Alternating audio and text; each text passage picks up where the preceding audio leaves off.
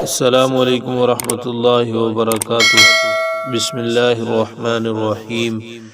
شروع اللہ کے نام سے جو بڑا مہربان نہایت رحم کرنے والا ہے۔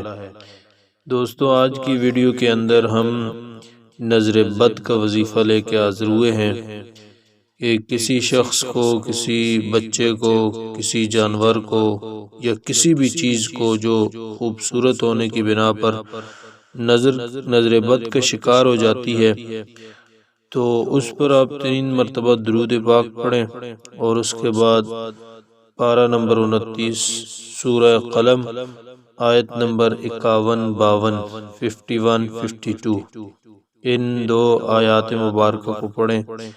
انشاءاللہ تعالی وہ نظر اس سے جاتی رہے گی۔ آیات مبارکہ یہ ہیں: اعوذ باللہ من الشیطان الرجیم، بسم اللہ الرحمن الرحیم۔ وَإِن يَكَادُ الَّذِينَ كَفَرُوا لَيُزْلِقُونَكَ بِأَبْصَارِهِمْ لَمَّا سَمِعُوا الذِّكْرَ وَيَقُولُونَ إِنَّهُ لَمَجْنُونٌ وَمَا هُوَ إِلَّا ذِكْرٌ لِّلْعَالَمِينَ۔ صدق اللہ العظیم۔ ان آیات مبارکہ کو پڑھ کر اس پر دم کر دیں، انشاءاللہ تعالی نظر زائل ہو جائے گی۔